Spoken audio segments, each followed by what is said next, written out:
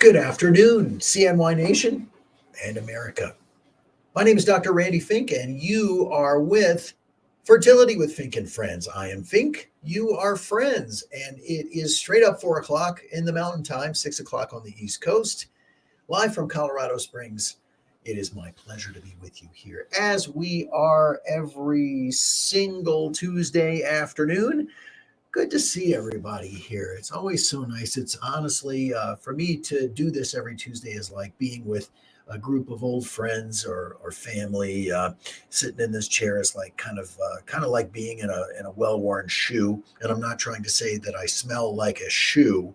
What I mean is it's very nice to be here and see all the familiar faces and happy folks being here. We've got a couple of different Instagram feeds. We've got CNY's Instagram feed right here. NL Fern is our first to join this afternoon. We've got Jen Catherine, N.O. Jolson, Alyssa. Let's see, Flaky Zoo. I like that name. That's a good one. Brenda Keller Schweiter, it looks like that says. Dola Mike. Desi, Great White. Hi, One Great White. Good to see you here. Hi, Jada. Hi, Kristen. Over here on this Instagram feed, which is my Instagram feed. It's Randy Fink MD, looks like the first to join, was my good friend Alexis Lorente, who is a nurse practitioner extraordinaire at the Miami Center of Excellence in sunny South Florida, which is a great place to go and be monitored or have any sort of women's health or hormone optimization, weight loss, and all manner of gynecology things. Alexis is a wonderful soul, and thank you for being here. So is Amber Vince, who is number 2.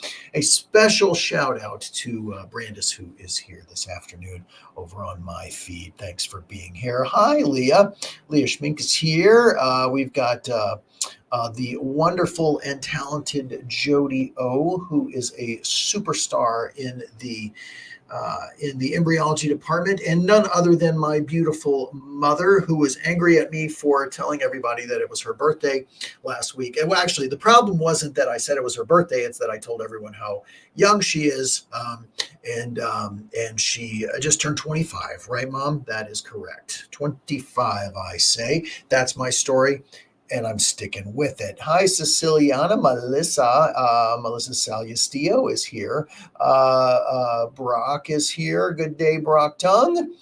Emily Mortensen. Oh, gosh, all my friends. It just really feels so nice to be here. On the Facebook side, looks like nobody's joined us there yet on Facebook and LinkedIn.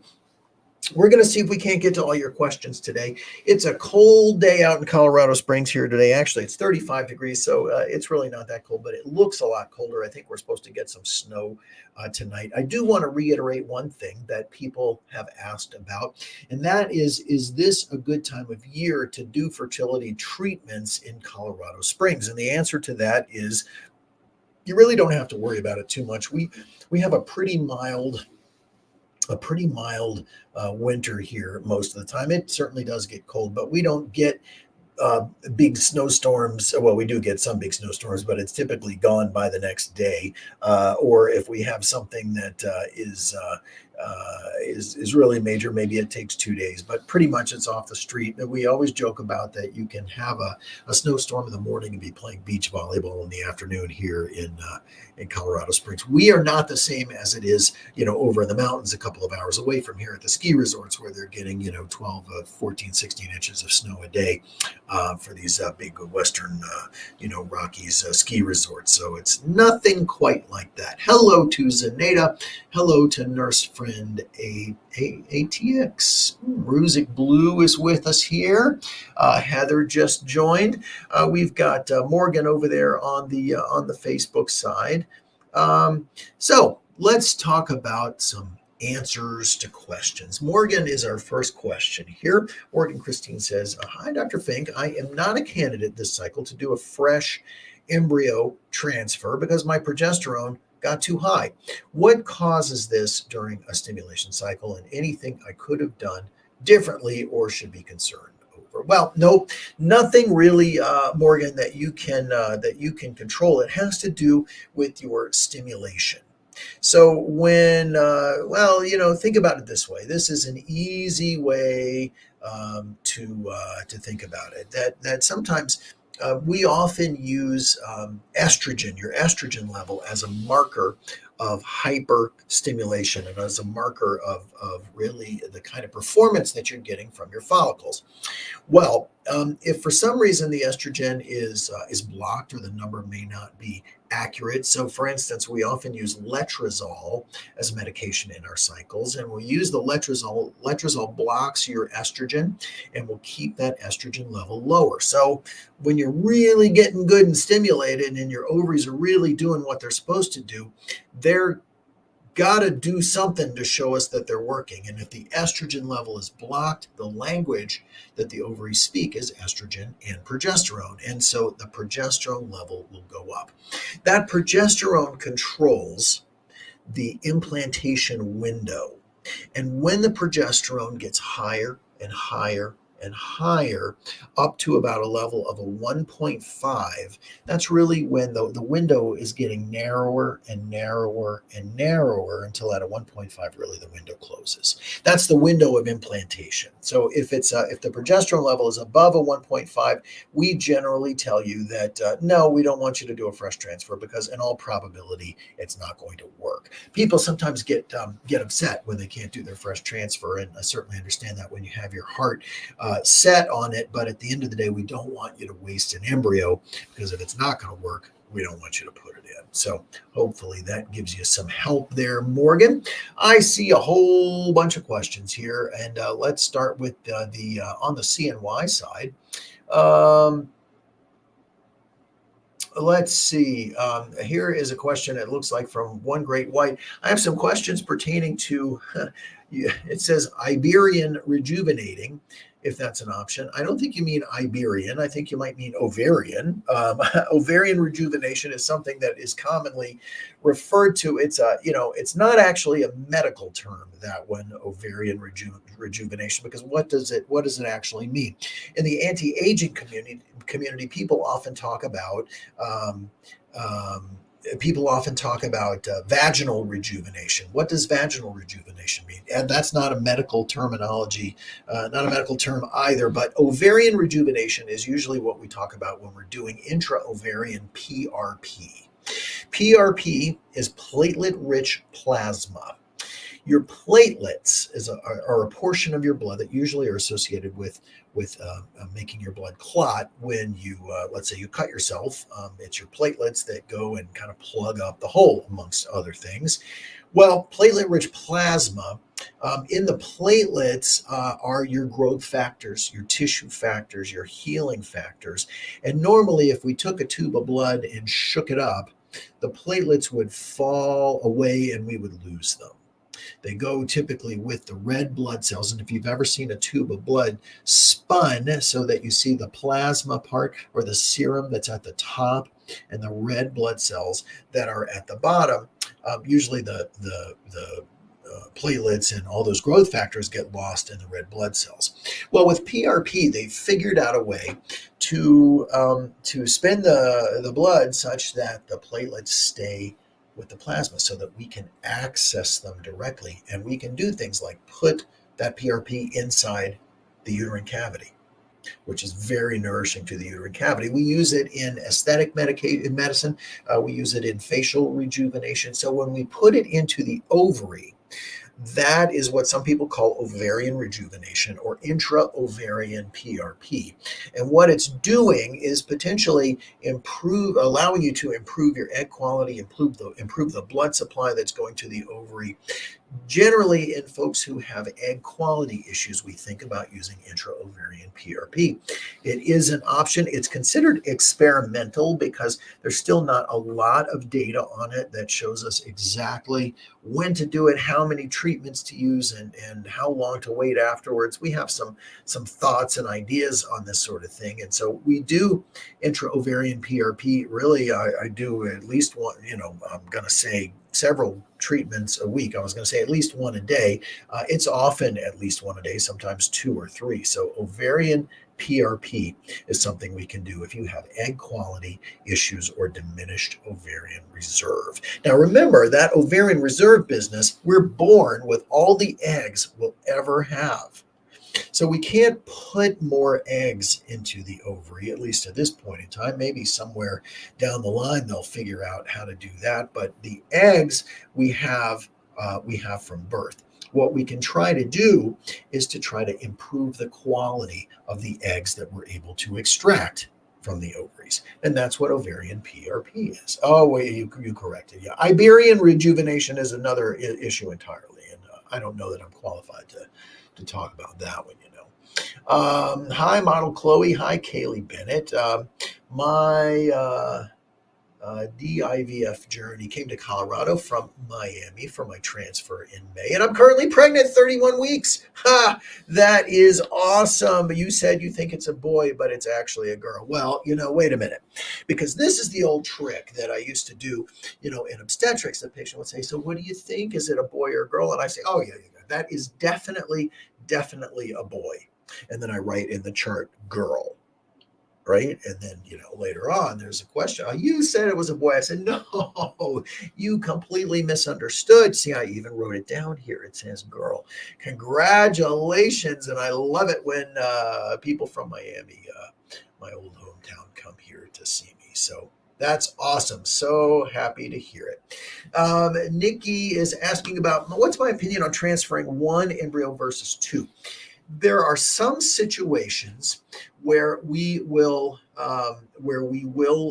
transfer more than one embryo and where it is safe to do so. We generally follow the guidelines that come from the American Society for Reproductive Medicine, and they tell us, what is ultimately the goal is one safe pregnancy at a time. There are people who come into us and they say, "Well, I really want twins." I say, well, we don't want you to have twins.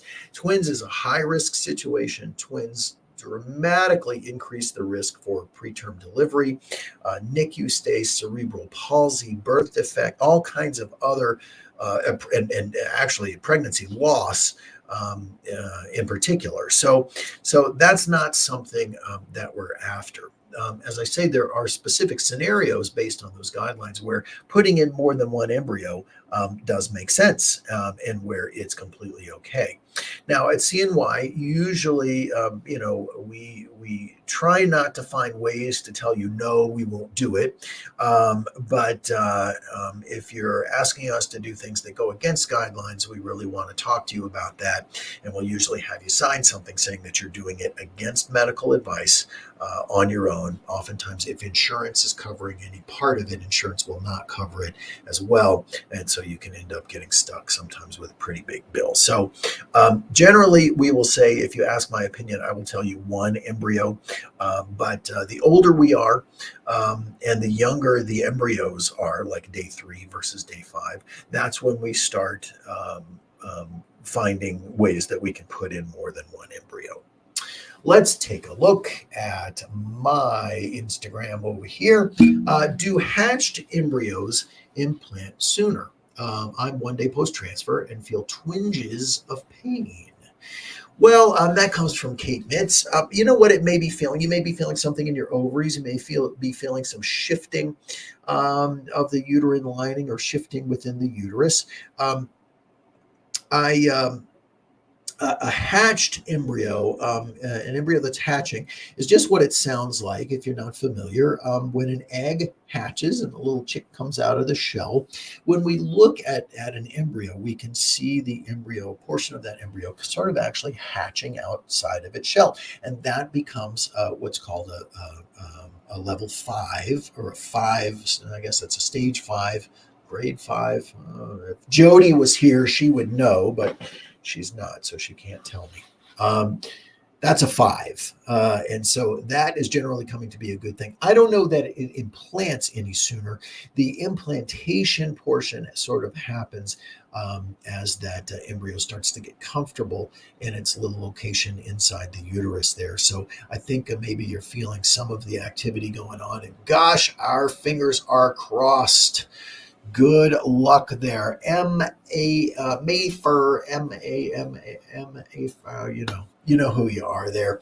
If my thyroid doesn't go down for transfer, what will happen? Well, we look to have your thyroid hormone in a certain range for fertility, generally between a zero point 0.5 and a 2.5.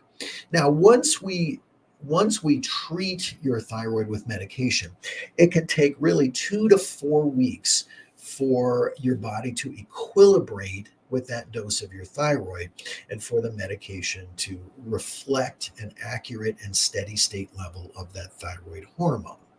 So it is not uncommon that we find at someone's baseline that their thyroid is off, and then we go to treat it with some thyroid medication. And 2 weeks or so later, we're doing an embryo transfer.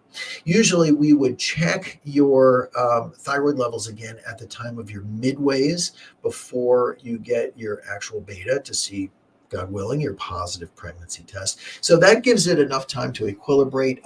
As long as you're treating it, as long as it is going in the right direction, then we feel like that should be fine.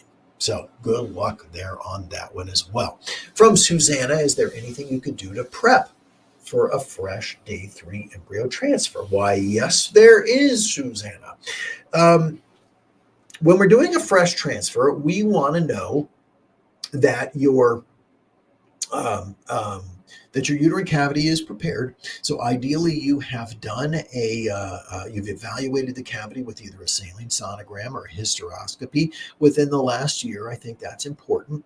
Other than that, having a good retrieval is good. We want to make sure that your hormone levels are safe for you to be doing a transfer. But there are some supplements that come from the book. It starts with the egg. There is a specific protocol as it pertains to embryo transfer supplements. The evidence-based supplements that you should be on for an embryo transfer are, number 1, your prenatal vitamin. Number 2, vitamin D, ideally 5,000 units a day of vitamin D. Vitamin E, L-arginine.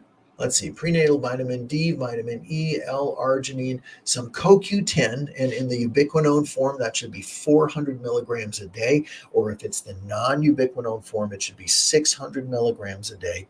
And I also recommend some fish oil. Fish oil is not, or omega-3, is not specifically for implantation, but assuming that you do get pregnant, fish oil is an important consideration because there are certain components of the embryo that are manufactured by that type of what's called a phospholipid, things like the retina. So visual acuity turns out to be better in babies that are treated with moms who are taking fish oil. And of course, it's the same substance that makes up brain tissue. So certain cognitive functions or cerebral functions are improved as well. So that's how you prep for an embryo transfer. Let's take a look over here at the Facebook side. We've got a few people who have joined us. Nice to see. Actually, I think we got 20 people watching us on Facebook right now. Okay, so first comes from Nicole. Any recommendations for a thick lining? My transfer this month was canceled because my lining was too thick. We tried the estrogen progesterone route to thin it out, and it actually went up.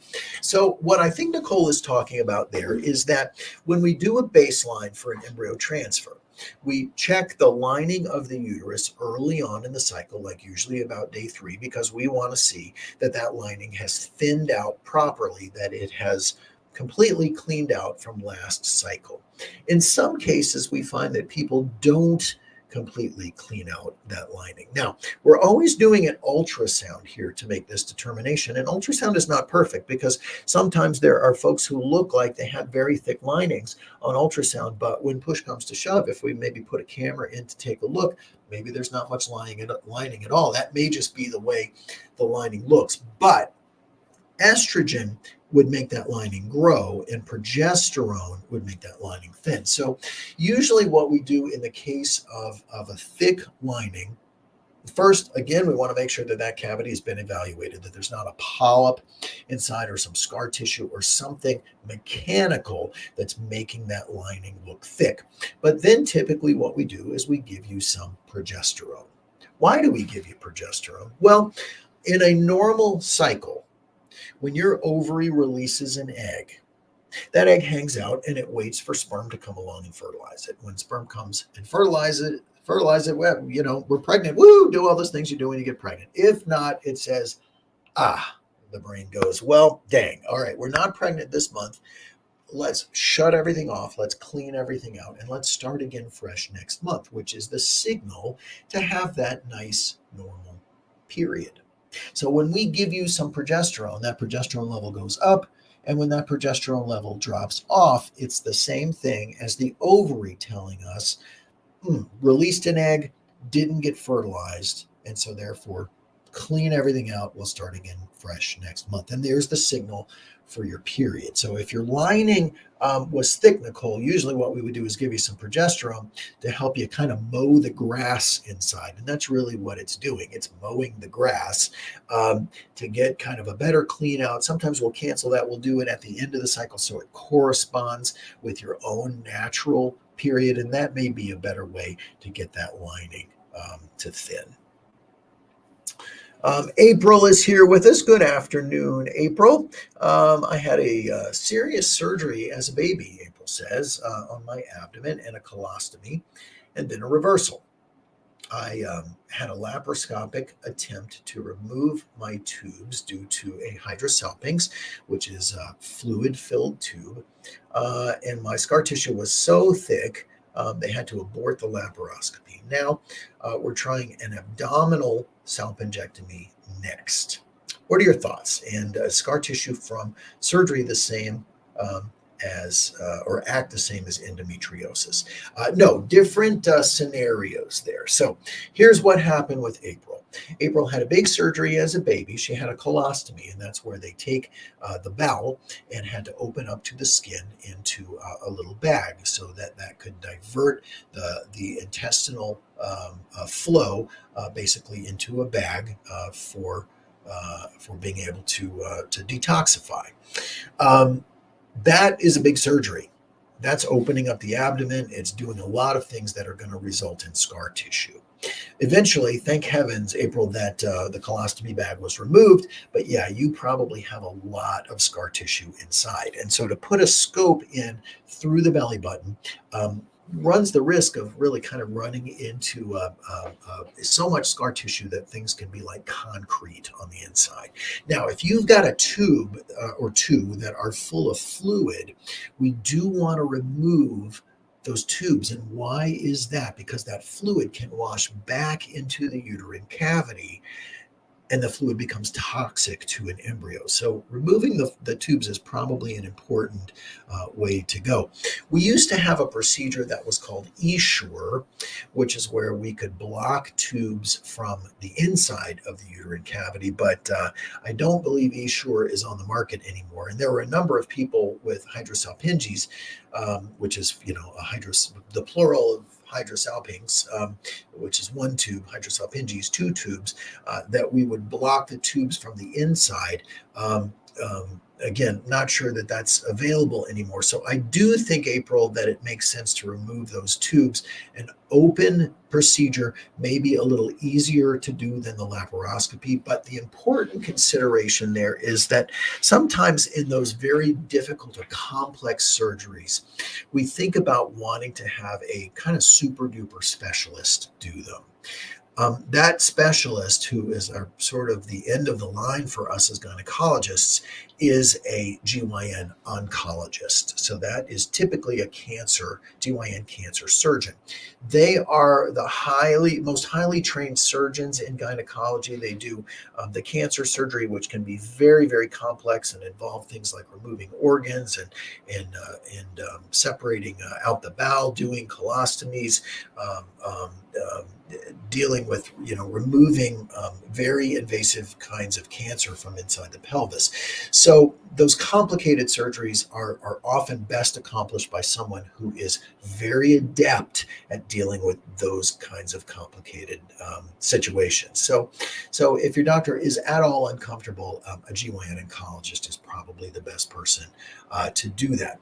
Now, endometriosis, while it can cause scar tissue, interferes with the way the brain is talking to the ovaries and to the uterus. And it does that through some certain kind of chemical factors and hormonal factors, whereas scar tissue is more of a mechanical or a physical obstacle that's created. So, not quite the same thing. Crystal Kathleen is asking, what if I have had 2 failed ovulation induction cycles? I've ovulated, but I have not gotten pregnant. Did Clomid, ovulated around cycle day 20, and my last cycle showed 2 large follicles at 26 and 33. I've had success in the past, but lost my pregnancy at 22 weeks due to an incompetent cervix. With prior success, do I have a good chance of pregnancy again with medicated cycles, or would the next step be IVF? Well, first of all, Crystal, I'm so sorry to hear about that pregnancy loss. At 22 weeks, that's just a devastating thing. For folks who don't know, an incompetent cervix, what that means is that the cervix, the job of the cervix is to basically hold the pregnancy inside. If the cervix becomes weak in its ability to do that, then it can sort of accidentally start to open up, which would allow the contents of the uterus or the pregnancy to come out, and in this case, a 22-week preterm delivery. Now, we typically think of 24 weeks pregnant as really, kind of on the cusp of viability. So generally, we think you need to be about 24 weeks pregnant in order for a pregnancy to have the potential to survive on the outside. Now, even at 24 weeks, that's a very touch and go situation because those are very, very small babies. At 22 weeks, generally not possible, although it can happen, but very sorry, Crystal, that it worked out that way. So what you're doing is ovulation induction. And if you're doing ovulation induction in order to get pregnant, I think, it's certainly an option. So what I tell folks is that ovulation induction with timed intercourse can give you roughly about a 5 or so percent probability of pregnancy per cycle. 5% per cycle. Well, that's better than home intercourse alone. Home intercourse alone is probably about a 1% probability of pregnancy per cycle. Now, there's some variations in that. It depends on how old you are and your ovarian reserve and, kind of all those other things. But 1% is home intercourse, 5% is ovulation induction, and timed intercourse. So that's about, 500% better, 400 or 500% better than home intercourse alone, which means, wow, it is a lot better, but still in the grander scheme of things, it's not a very high chance for pregnancy. When we do an IUI or an intrauterine insemination, gives us roughly about a 9 or so percent probability of pregnancy. And again, well, that's 900% better than home intercourse alone. So that's a huge difference there. But again, in the grander scheme of things, a 9% pregnancy rate per cycle is not very high compared to IVF. Whereas with IVF, we can generally offer up to a 60% probability per embryo, and God willing, you make a whole bunch of embryos. So the odds of success with IVF are much higher.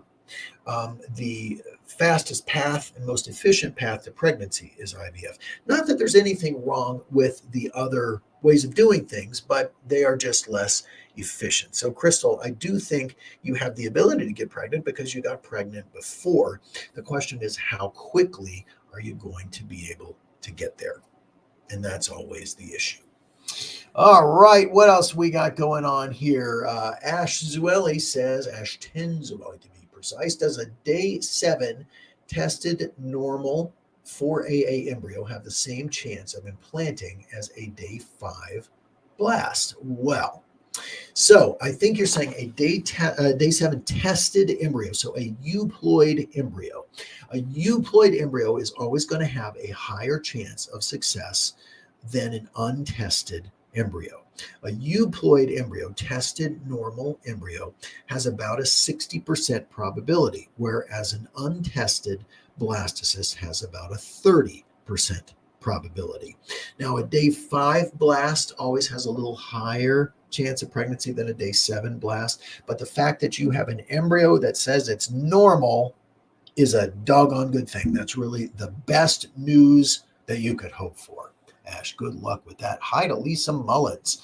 Rashmi says, my thyroid is 0.42. Is that a problem? Trying IUI this month. Okay, so we talked about thyroid a minute ago. We're looking for 0.5 to 2.5. If you are on a treatment there, Rashmi, if we have you on some thyroid medication and your level is 0.42, then I would suggest that you drop the dose of the medication you're on. If you are at 0.42 because that is your number, that you're not on any kind of treatment, I wouldn't do anything any differently. So you're good to go. Get thyself pregnant. How about that? Allie is asking, a day 5 FET beta was 142. In 48 hours, the repeat was 152. In 48 hours after that, it was 255. Told to continue active meds and praying for a miracle. Thoughts? Well, so normally when we look at those beta HCG levels, okay, so the pregnancy hormone test levels, we're looking for that number to double in 48 hours. Now, in the case of fertility treatment, when we've tested someone's level, these are all obviously very highly desired pregnancies. These are all people who really want to be pregnant. And in your case, Allie, you've probably done something in order to get there. Well, you did. You did a frozen embryo transfer with a blastocyst. So you've been through IVF, obviously highly sought after pregnancy. Why didn't the beta double in that first 48 hours? Well, it could have been that there were 2 pregnancies that had implanted and one of them was disappearing. And so rather than doubling, the number got confused because it started to kind of go down. However, then 48 hours later, it was 255. And so maybe it went up at that point. You don't necessarily have to jump all over a single beta that hasn't doubled, especially when you're so early at that point. Things may absolutely continue to grow and work out because maybe it was a little hiccup. Maybe it just took your embryo a little extra time to figure out how to implant and start to grow. And the other thing we know about that is that while we say doubling of the beta is important, 2/3 of normal pregnancies will double in that 48 hours, which means that there are 1/3 of those pregnancies that don't. Now, if it continued to not double, it would cause me concern. And I think that that's something we would definitely want to follow very carefully because that's how we look and try to determine that you don't have an ectopic or a tubal pregnancy. But I agree with you. I would not discontinue your medications at this point. I would keep praying and hoping for the best because there's certainly very real probability that will continue on and be just fine. Good deal. Hello to the cowgirl. Nice to see you, Nurse Cowgirl. Let's see. What else? Oh, hi to Sammy who joined us here. Good to see you this day. Rusic Blue said, I never had an implantation. Oh my goodness, what should I do next? So recurrent implantation failure is a thing. And that's someone who's gone through the IVF process and they have done transfer after transfer after transfer and have never gotten pregnant. And so there are things that I would look at. First of all, we talked a minute ago about those supplements. I would for sure want you to be on the evidence-based supplements for embryo transfer, prenatal vitamin, vitamin D, vitamin E, CoQ10, and L-arginine. I would want to make sure that your uterine cavity has been evaluated. that there's nothing mechanical on the inside. And then we'd start to wonder, well, gosh, is there some autoimmune issue here that may be also trying to prevent your embryo from implanting? Now, depending on how many you've had, and depending on whether they're day threes or day fives, or if they're tested embryos, endometriosis can be one of those things, and that's a very common thing that I do suggest that we either test or treat for. So let's talk about that for just a second. How do we test for endometriosis? In the olden days, the only thing that we could do to test for endometriosis was to do a laparoscopy. And of course, laparoscopy is a procedure where camera goes in through your belly button. We look around on the inside. If there's endometriosis, we try to treat it. Nowadays, we can diagnose endometriosis non-invasively, and that is through a test that is called Receptiva. And you can look at their website, receptivadx.com. Receptiva is a form of an endometrial biopsy. We take a little sample of tissue out at the right time during the month. It is cycle dependent in order to test for a particular marker in the blood that's called BCL6. Which is an inflammatory protein highly associated with endometriosis. If we find that's positive, then we know that implantation that may, like let's say with a euploid embryo, may have a 60% chance of implanting, drops down to less than 10%. So one of the things we look for in folks with recurrent implantation failure is, could there be endometriosis? Because if we treat that endometriosis with medications, and now there are oral medications that we can use for this, 60 days, if we just take the pill for 60 days, it can increase the odds of that pregnancy implanting again back up to greater than that 60% number. So that's kind of the general approach that I would have there. Let's look at the CNY side here. Skittles asks, what is the turnaround time to start IVF with your clinic after completing consultation? Coming from another clinic. Well, so the biggest delay, Skittles, is actually just getting over the fence and getting the consultation done. It sometimes can take 3 months to get in, and I understand that, because at this price point for IVF, which is the lowest cost in the country that I'm aware of, there is a delay to get in because there is such demand. Not a whole lot we can do about that. I think that if you were going to go someplace where IVF was going to cost you $50,000, you could probably get in 2 days later. But that's part of the issue. Once we get in to the program here, you really, in theory, could start IVF in the very next cycle. There's initially some testing that we do, where we want to collect that data of your blood tests and the hormone levels and those things, make sure that your cavity evaluation is up to date. And there are some wheels that have to turn in terms of the nursing team and how you're going to be monitored, where you're going to do that monitoring with the finance team and so forth. But let's say that we had our consultation today and your period started 2 days ago. Certainly by the time you get your period next month, you should be able to start IVF. I think that's a very, very reasonable time frame to expect. It's Michelle Libre, I believe that says, can you remove an extra chromosome from a frozen egg? Unfortunately, no. First of all, when we have frozen eggs, we don't really yet have the ability to test eggs for their chromosomes. We can test embryos for their chromosomes through the process called PGTA. But testing eggs we can't do yet. And even if we were able to identify, let's say that you had your eggs frozen, and then at some point later on, you did a blood test and found that you had an abnormal chromosome that was obviously carried on in your oocyte, in your egg. Unfortunately, we can't change the DNA. We can't change the genetics inside an egg, at least not yet in the technological world that we live in. At some point down the line, I wouldn't be surprised at all. Let's see here what we got. We got some more questions. By the way, it's about 40 minutes past the hour.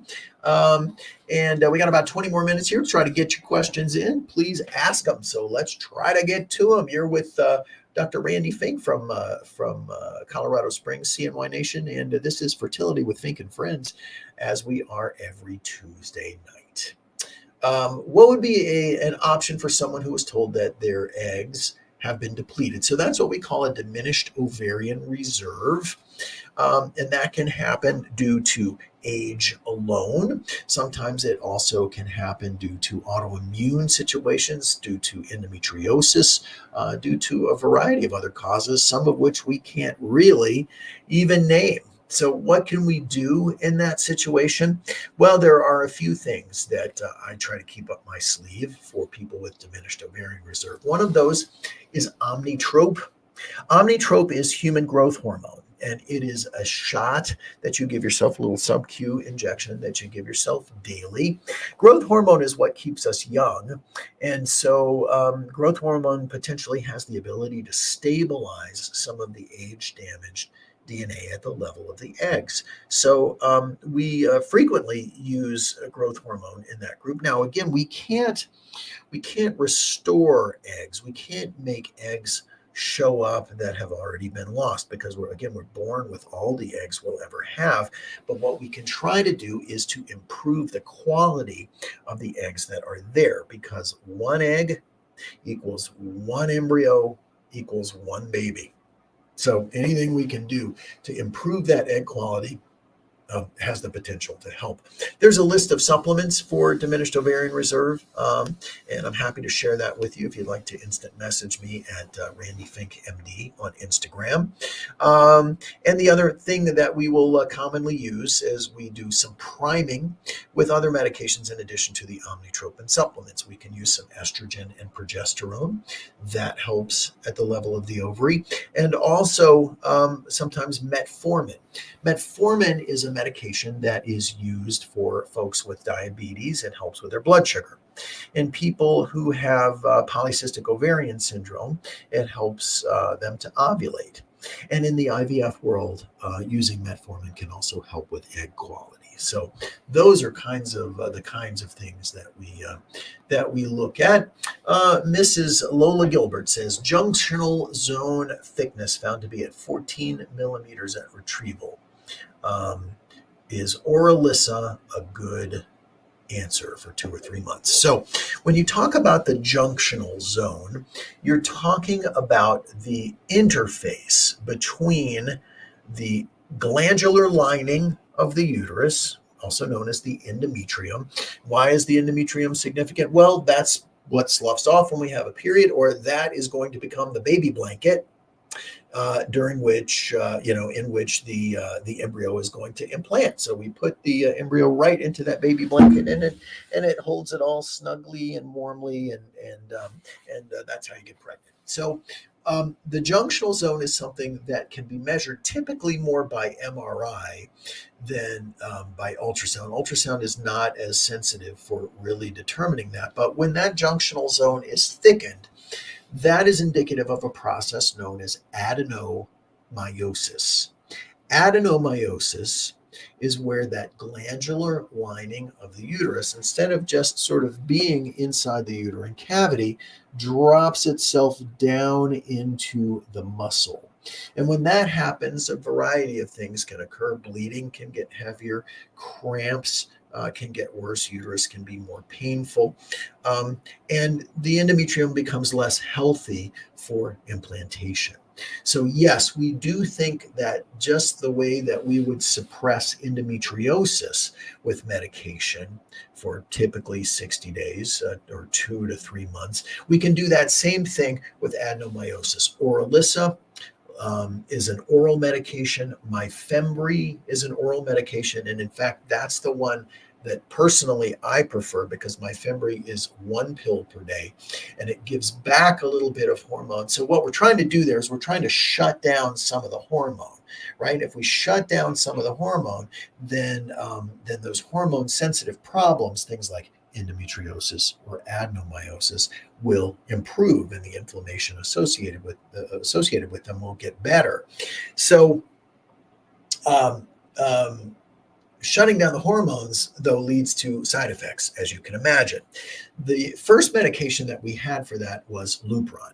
Lupron has been around for about 30 years, or maybe even a little bit more. Lupron shuts down all of the hormones. And it is a very uncomfortable thing to have no hormones, because basically overnight it puts you into a menopausal state, which is not something that feels particularly good. Now, granted, it's temporary, but if you could avoid having to feel that way and still get the same outcomes, maybe that's a better thing. So they came up with these oral medications. Oralissa is one of them. If you're going to use Oralissa, I recommend the twice daily dose, but Myfembree is a once a day dose, and that medication has a little bit of the hormonal add back so that you don't get the same kind of side effects that you get from all that hormonal withdrawal. So that would be my recommendation. What do you recommend to do when my husband is a chromosome carrier? This comes from Deborah.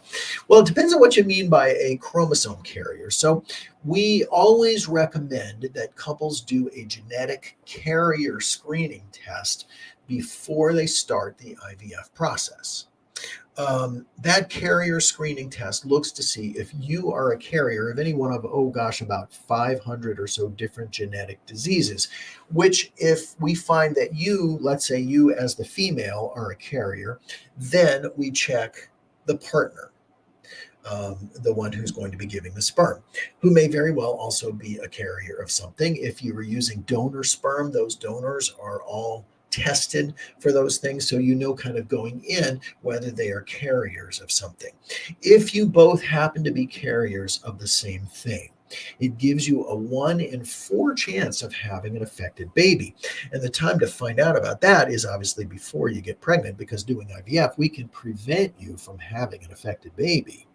So in that situation, if your husband's a carrier, but you are not a carrier of the same thing, then you have zero risk for having affected offspring, assuming it's one of these autosomal recessive diseases that we look for on the carrier screen. If he is a carrier of something called a translocation, which is where chromosomes sort of get swapped, they get translocated, or it's a different kind of disease situation, like an autosomal dominant disease, we have the ability through pre-implantation genetic testing to select the embryos that are not affected. So all is not lost there, Deborah. Just not quite sure exactly what the scenario is, but I do believe that's something that we can help with. Linz tells me I have euploid embryos of varying grades. There's a day 6 for AA and a euploid day 5 for BB and a few other day 5 BBs or BCs. I think you're going to ask what's the best one to transfer? Well, once we know that an embryo is euploid, once they've tested it and we know that it is chromosomally normal, then the grade doesn't matter anymore. Now, the embryologist will typically pick the best looking embryo, which is going to be the highest grade in embryo, just because they need something to select it by. But grade is really no longer relevant once we know that an embryo is euploid. So if you get a report back from your PGT that says chromosomally normal, you're got a 60% probability of being pregnant with that first embryo. By the time you've done 2 euploids, it's about an 85% chance. And by the time you've done 3 euploids, it's a little greater than a 95% probability of pregnancy. So those are the best odds we can hope for. And that is what we're looking for. So let's see what we got here. We got some more questions on the Facebook side. And let me see if I can get to some of these things. We still have 18 people over there on Facebook. Rhonda says, love your clinic, and you did a frozen transfer on my daughter last month, and now she's 8 weeks. Have a great Christmas. Rhonda, that is fantastic. We love to hear that kind of story. Thank you very much. Robert, it looks like Robert and Desiree, 41, good reserve, one fallopian tube, no ovulation issues, but I've had two failed fresh IVF transfers last June. We implanted 4 day threes, none took. What do we recommend? Well, so you got two issues there. The first is you're doing fresh transfers. There are some clinics that don't even offer fresh transfers because the success rate with a frozen embryo transfer is always going to be higher than it is with a fresh transfer. Let me repeat that because it is foreign to what some people may believe. A frozen transfer is always going to have a higher success rate than a fresh transfer. And you say, what? Wait a minute, what? That's completely opposite of what I thought because I go to the grocery. Fresh vegetables are always better than frozen vegetables. So why do I want a frozen embryo? Well, because you got to think that when you're doing IVF and you're getting all those hormones to make all those eggs to try to make embryos, your body may not be a professional at being pregnant at that moment because it's really been working hard to be in egg making mode. And hormonally speaking, it is just suboptimal, especially you guys, when we are over the age of 40, the success rate with a fresh transfer is significantly lower. So that would be my first question there, or my first, comment. And secondly, we have day three embryos. And at 41, I would expect probably only 30 or so percent of your eggs to be normal, which means that chromosomally there's going to be issues with those just simply based on age alone. So it's a mathematics game. It's a numbers game. It's about getting the right sperm together with the right egg. But in terms of the IVF, it's about getting the right egg. So what would I recommend? I would say certainly try to focus as best you can on egg quality, because this is going to be an egg quality issue. I would probably also recommend the Zymote device in order to screen out the better sperm, to do some priming before doing IVF to improve egg quality. And that I think is the best you can do. And it's to try and try and try again, because that good egg is in there.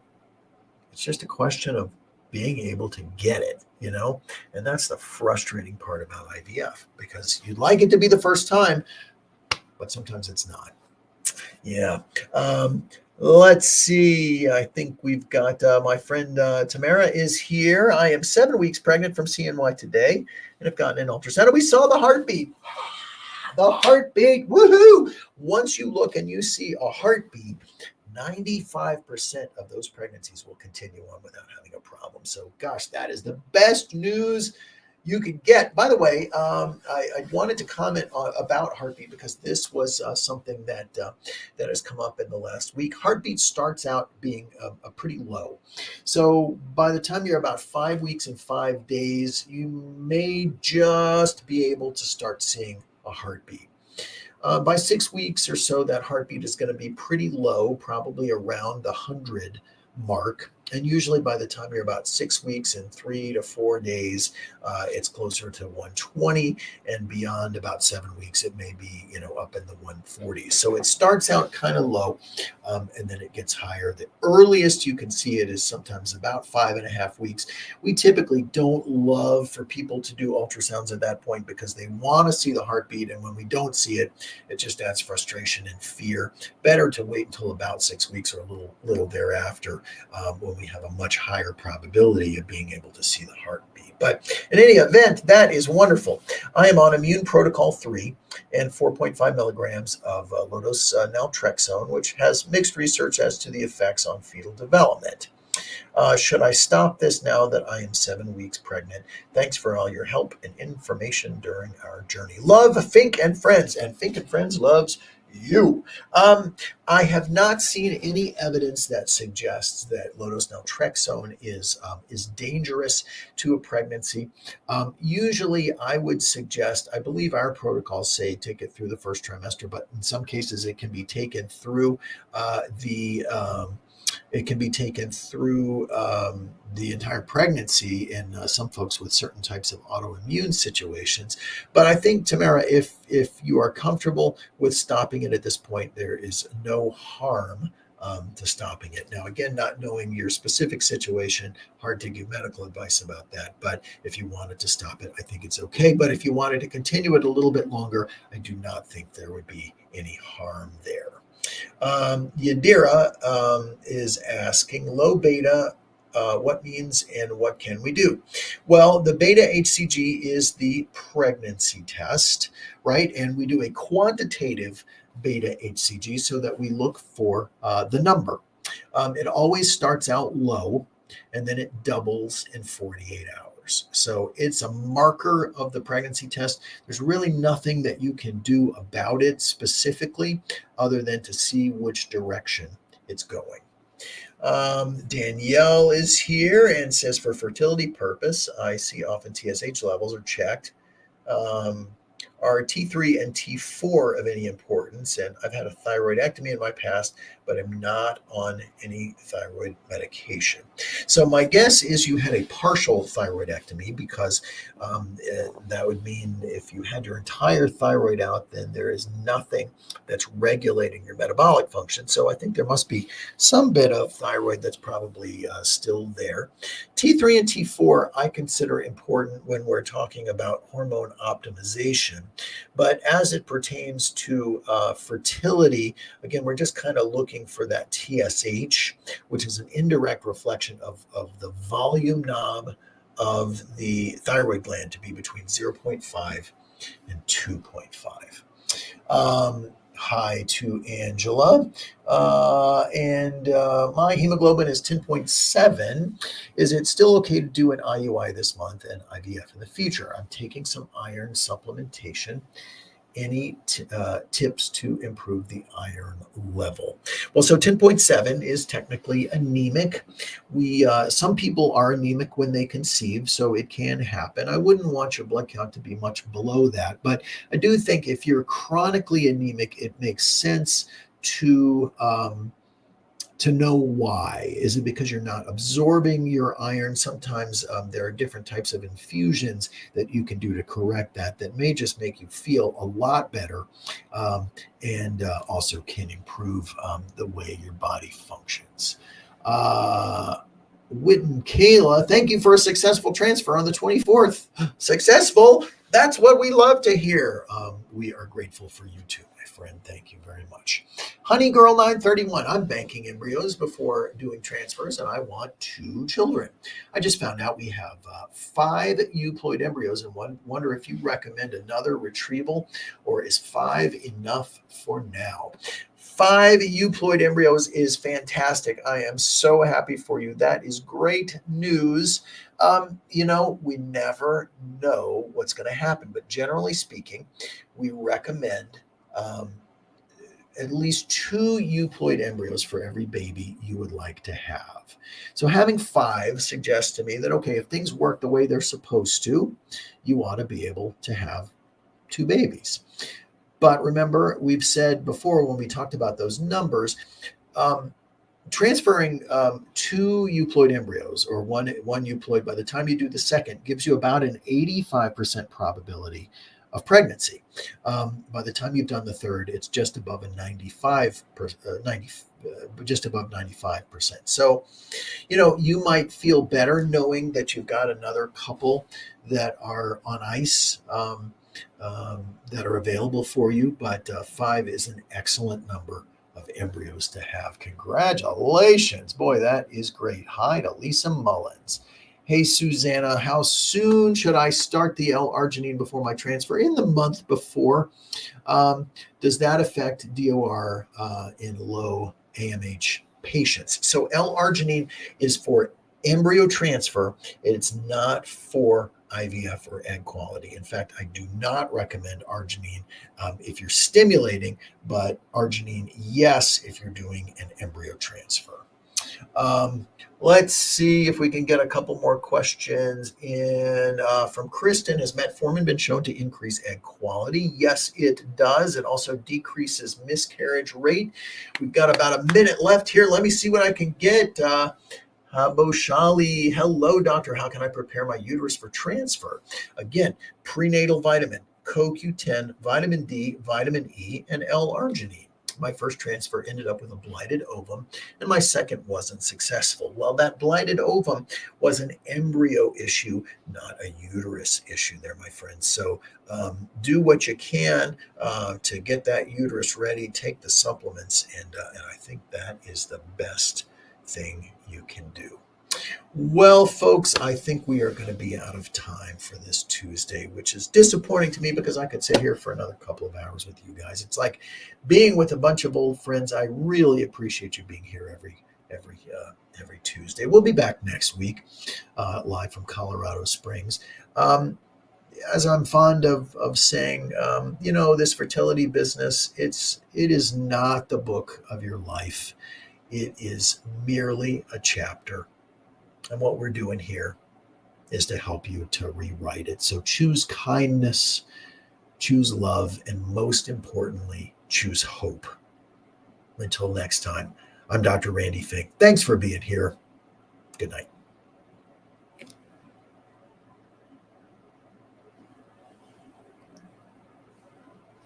See ya.